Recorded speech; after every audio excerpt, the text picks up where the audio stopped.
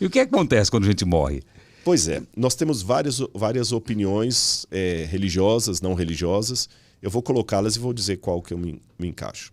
Há algumas pessoas que, e desde os estoicos e epicureus já eram assim, passando para os ateus modernos, morreu, acabou. Morreu, acabou. Morreu, acabou. Então, o próprio... aquele Fernando Pessoa dizia, né? O que é o ser humano senão um cadáver adiado que procria. Então, quer dizer... O cara é pessimista também. É pessimista, mas é verdade, né? Se morreu, acabou, vai morrer. Sim. Então tem essa visão fatalista. Tem uma outra visão que acredita que não.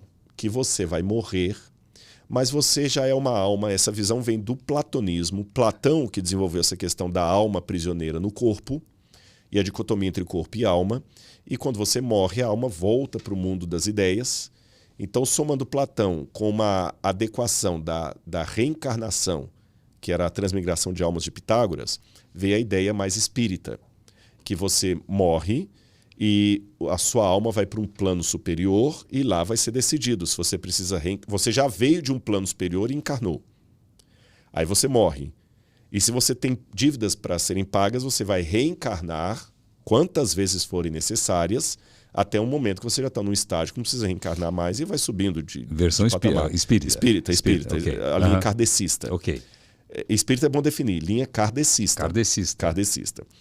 Você tinha, como eu falei também, a transmigração de almas pura de Pitágoras, que simplesmente um corpo sai de um corpo e entra por outro. Tem algumas religiões animistas da África que ainda acreditam nisso, sabe? Tanto é que eles têm os famosos zumbis, porque eles acreditam que o zumbi é uma forma de trazer a alma do corpo para ali. Os egípcios acreditavam que o faraó, por exemplo, podia continuar vivendo depois de morto nas estátuas e na múmia dele. Então é outra visão. Você tem aquela visão mais cristã medieval, que bebe nas fontes gregas e cristianiza Platão, especialmente Plotino, e pega toda aquela ideia Platão da alma e traz para dentro da religião cristã, dizendo que a alma é imortal, que é um dado platônico, e que a alma sendo imortal, quando você morre, você vai para o paraíso com Cristo. Ainda há também outros que dividiram esse pós-morte em vários estágios. Você pode ir para o limbo, para o purgatório, para o paraíso, para o inferno. Aí teve um conflito. Por quê? Aí agora eu vou entrando já na parte que eu, Rodrigo, acredito. Porque a Bíblia ensina a ressurreição da carne. Então, a grande pergunta que os teólogos medievais faziam, especialmente os católicos, antes da Reforma Protestante de 1517, o que eu faço com a ressurreição da carne? Se a pessoa morre e já vai para a visão beatífica de Deus, para o céu, para que ressuscitar? Porque o credo dizia lá, crê em Deus Pai Todo-Poderoso, Criador do céu e da terra, crê em Jesus Cristo, Seu único Filho, nosso Senhor, aí creio no Espírito Santo, na ressurreição da carne, na vida eterna. Amém. Então é um dado cristão que a gente só vai ter a vida eterna depois da ressurreição da carne. Está no credo. E esse credo, embora seja chamado de credo católico, ele é baseado no credo apostólico do segundo século de Darré, do ensino dos 12 apóstolos. Então não é católico no sentido moderno da palavra. Okay. Ele vem desde ali. Então, para entrar na vida eterna, tem que ter a ressurreição da carne. Então a pergunta é, e o que acontece desde a minha morte até a ressurreição da carne? E a volta de Jesus vai acontecer na ressurreição da carne. Alguns teólogos católicos, como o ex-padre Leonardo Boff, ele dizia que, na verdade, não vai existir a volta de Jesus global que eu descrevi, que Jesus volta para quem morre. Então a ressurreição da carne já se dá quando você morre. Você morre e vai para o céu. É aquilo que é a ressurreição da carne, que aquilo era apenas simbólico, mas o próprio catecismo não ensina isso.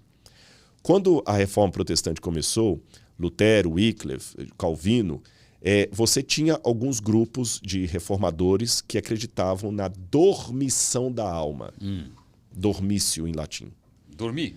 Dormir. Lógico que essa é uma alegoria. Sim. Quando você morre, desliga a chave geral e depois liga de novo. Ok. Seria mais ou menos assim. Quando Deus criou o homem, a Bíblia fala o seguinte, a receita da criação do homem é essa. Anota aí quem quiser fazer em casa. Criou Deus, pois, o homem do pó da terra. Então, eu vou pegar essa caneca aqui, o pó da terra. Quer mais uma água? Aí eu vou aceitar. Põe mais duas águas. Obrigado, viu? Criou o homem do pó da terra. Obrigado. Obrigado. soprou nas suas narinas o fôlego de vida. Ok. Tá certo? E o homem passou a ser alma vivente. Então, o que é o homem?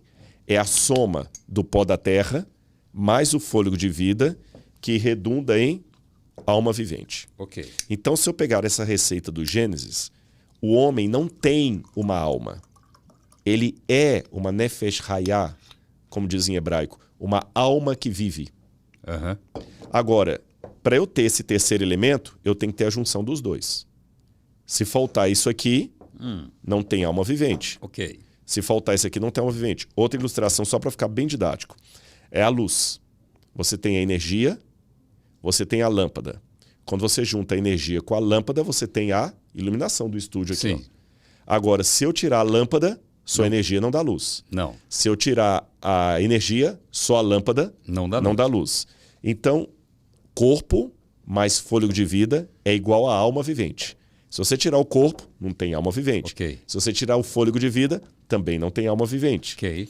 Então, nessa compreensão, quando o ser humano morre, separam o fôlego de vida que volta para Deus que o deu e o ser humano volta ao pó porque ao pó ele veio. Então, a alma deixa de existir, assim como a luz deixa de existir quando eu tiro a energia da lâmpada. Deixa de existir provisoriamente. Por quê? Porque quando Cristo vier nas nuvens com poder e grande glória, Paulo fala o seguinte, em 1 Tessalonicenses, na carta aos Tessalonicenses, não fiquem entristecidos como aqueles que não têm esperança. Porque dada a voz do arcanjo, ressoada a trombeta de Deus, descerá do céu, e os mortos em Cristo ressuscitarão primeiro. E Paulo fala um pouquinho antes disso. Nem todos dormiremos. Ele está falando da morte. Nem todos dormiremos, mas ressuscitados seremos quando ele vier. Quando Lázaro morreu e Jesus foi ressuscitá-lo, Jesus falou o seguinte, Lázaro dorme. E as pessoas começaram a rir, pensando que ele estava falando do sono normal, mas a Bíblia fala que ele estava falando do sono da morte. Então, tanto Jesus como Paulo compararam a morte a um sono. Sabe de onde vem a palavra cemitério? Não faço ideia. Quem deu o nome de cemitério para o lugar dos mortos foram os cristãos primitivos. Os gregos e romanos chamavam de necrópolis, cidade dos mortos. Os cristãos recusaram chamar o lugar dos defuntos de necrópolis. Eles preferiram chamar de koemiterion, em grego, que significa dormitório. Que coisa. Então, na minha concepção, a pessoa, quando morre, ela passa por um sono da morte, ela perde a consciência. Por isso que na minha crença, mas eu coloquei as outras que há aqui também, do espírita, claro. Do católico. Eu, Rodrigo, eu entendo que como a pessoa morre, não adianta mais eu rezar para ela, nem acender vela para a alma dela, nem pedir a Deus que dê um bom lugar para ela, porque ela está no pó da terra. E quando Jesus voltar nas nuvens do céu, ela vai ressuscitar.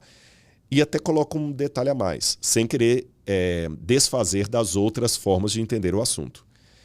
Eu, Rodrigo, particularmente, eu acho que seria uma grande injustiça de Deus se ele permitisse alguns entrarem no paraíso antes dos outros. Imagina que uma mãe morreu e foi para o paraíso. E o marido casou com uma mulher que é uma péssima madrasta para as crianças. Ela está lá no céu, vendo as filhas sofrendo na mão de uma madrasta. Esse céu vai ser um inferno. Sim, que é verdade. É como...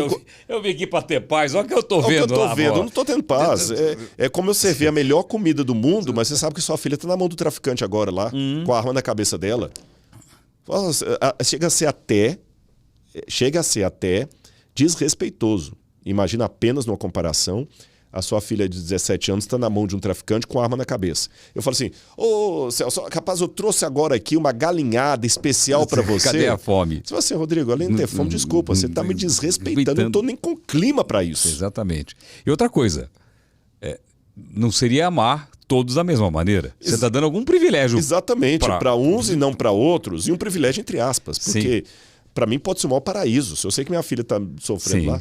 Então, por isso que eu entendo que todos os que morrem em Cristo dormem na sepultura, Na volta de Jesus, ninguém vai entrar na frente. Ele vai ressuscitar os mortos, vamos reencontrar com aqueles que a morte arrancou de nós, deixando claro que essa é a visão que eu adoto, mas há outras visões no cristianismo distintas da minha, contrárias à minha. Eu dei um resumo aqui. Sim.